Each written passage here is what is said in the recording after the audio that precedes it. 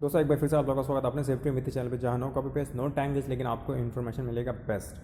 दोस्तों इस वीडियो में आज ये बताने वाला हूँ कि फायर एक्सटिंग्विशर में जो कौन से ऐसे 10 पॉइंट चेक करना चाहिए सेफ्टी ऑफिसर को, जो इंटरव्यू में भी काम आएगा आपको, और जब आप प्रैक्टिकल लाइफ में रहेंगे तो आपको फील्ड पे भी काम आएगा। तो हर सेफ्टी ऑफिसर को ये 10 पॉइंट पता होना चाहिए, जिसमें पहला पॉइंट ये है कि लोकेशन कैसा होना चाहिए, कहाँ पे रखना चाहिए, और उसके बाद जो टाइप है, कौन सा टाइप कहाँ पे रखना चाहिए, कौन से रूम में कौन सा टाइप रखना चाहिए, ये भी पता होना चाहिए। थर्ड पॉइंट जो बताने वाला हूँ दोस्तों कि एक्सेसिबल मतलब ऐसे कितना मीटर डिस्टेंस होना चाहिए फायर एक्सटिंग्विशर के सामने जहाँ रखा हो, वो ये बताने वाला हूँ। फिर उसके बाद सील एंड टेम्पर आप कैसे चेक करोगे कि सील टेम्पर हुआ है कि नहीं हुआ या टूटा हुआ है। फिर उसके बाद थर्ड पार्टी इंस्पेक्शन सर्टिफिकेट कितने साल का होता है या कितने महीने का होता है। फिर उसके बाद हाइड्रोस्टेटिक जो उसका टेस्ट जो होता है वो कैसे चेक करते हैं। फिर उसके बाद जो लास्ट इंस्पेक्शन सर्टिफिकेट कब हुआ है, आई मीन लास्ट इंस्पेक्शन कब किया गया है, वो क्यों इम्पॉर्टेंट है। फिर उसके बाद जो बताना वो डैमेज कैसे चेक करते हैं, करोसन और नोज़ल की कंडीशन एंड ऑल, ये सब बताने वाला हूँ। और last but not list pressure gauge तो आपको पता होगा, लेकिन उसमें अंदर क्या चेक करना है वो इस वीडियो में डिटेल में विद एग्जांपल फोटो के साथ दोस्तों बताने वाला हूँ। तो चलिए शुरू करते दोस्तों। सबसे पहले शुरू करते दोस्तों लोकेशन। दोस्तों लोकेशन परफेक्ट लोकेशन होना चाहिए, जो उसका असाइंड लोकेशन है वहीं पे होना चाहिए। फॉर एग्जांपल ये देखिए, यहाँ पे असाइंड है लोकेशन गेट के जस्ट बाद, तो ये इसका साइनेज है कि यहाँ फायर एक्सटिंग्विशर यहाँ होना चाहिए, ये लोकेशन हो गया।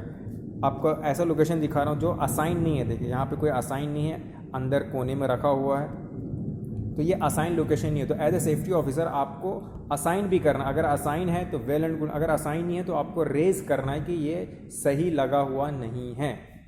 फिर उसके बाद सेकंड जो है दोस्तों वो टाइप है।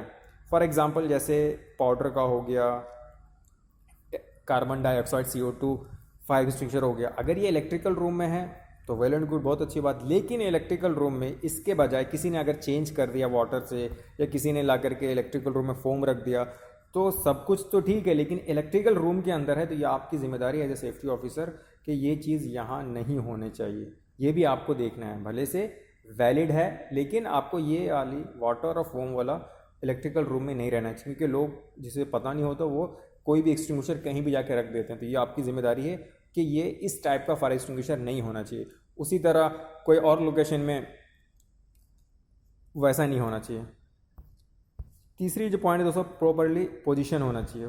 प्रॉपरली देख रहे थे आपको कि कमर के हाइट 1 मीटर हाइट के इसमें ये पोजीशन है, टंगा हुआ है, और सेम गेट के लेवल में कि इंसान का हाथ डायरेक्ट हैंग है उसको उठा सकता है। ऐसा नहीं कि यहाँ कोने में कहीं पड़ा हुआ है, ऐसा भी नहीं चलेगा। या ऐसा भी नहीं कि किसी कोने में हाइट जो है ना 1-1.5-2 मीटर के हाइट पे है और वो कोने में रखा हुआ, तो ये भी इसकी प्रॉपर पोजीशन नहीं है। ये भी आपको चेक करना है। अगर ऐसा है तो वेल एंड गुड, अगर ऐसा नहीं है तो आपको रेज करना है अपनी इंस्पेक्शन रिपोर्ट में। उसके बाद जो दोस्तों जो फोर्थ पॉइंट है, एक्सेसिबल एंड विजिबल। एक्सेसिबल मतलब क्या है कि फायर एक्सटिंग्विशर ऐसा हो जहाँ पे आप एक्सेस इमीडिएट कर लें। ऐसा नहीं हो कि आग लगी हो और आप इसको उठाने के बजाय आप इसको हटा रहे हो, इसको हटाओ फिर जाके लो, तो ऐसा नहीं होना चाहिए। एटलीस्ट 1 मीटर से 1.5 मीटर फ्री होना चाहिए कि आदमी आराम से मूव कर सके और इसको लिफ्ट कर सके। और इससे पहले ही स्लाइड में बता चुका हूँ कि दोस्तों कितना हाइट होना चाहिए, मैक्सिमम 1 मीटर तक होना चाहिए कमर के रेंज में। तो ये ज़्यादा है, 2 मीटर करीब है, तो ये सही नहीं, ये आपको रेज करना है। और ये area at least 1 to 1.5 metre clear होना चाहिए फायर एक्सटिंग्विशर के सामने। ये पॉइंट आपको चेक करना है। अगर ऐसा नहीं है तो आपको रेज करना है। फिर उसके बाद दोस्तों फिफ्थ पॉइंट जो है दोस्तों वो है seal and tamper. Seal and tamper क्या रहता है दोस्तों, ये देखिए ऐसा, ये दिख रहा है आपको, सील किया हुआ, इसके अंदर जो पिन लगा हुआ वो सील है, ये निकल नहीं सकता जब तक इसको निकाला नहीं जाए। तो ये आपको देखना है फ्रंट साइड से, ये हो गया। बैक साइड से ये ऐसा रहेगा, बैक साइड से दिख रहा है कि ये वायर यहाँ लगा हुआ है और इसके अंदर अटैच किया हुआ है। तो ये टेम्पर नहीं होना चाहिए, ये इसके अंदर फिक्स होना चाहिए। एक ये देख लीजिए और एक यहाँ देख लीजिए, ऐसा सील होना चाहिए। इट मीन्स इसको यूज़ नहीं किया गया है, श्योर है। फिर इसके बाद सिक्स पॉइंट जो देखना है दोस्तों, pressure gauge. Pressure gauge very simple है दोस्तों कि ग्रीन के रेंज में होना चाहिए, ना इतना लो प्रेशर होना चाहिए कि रेड कम होना चाहिए, ना इतना हाई प्रेशर होना चाहिए कि रेड में आ जाना चाहिए। विद इन ग्रीन के अंदर होना चाहिए, जो ऑलमोस्ट 15 बार के करीब रहता है। तो ये आपको चेक करना है।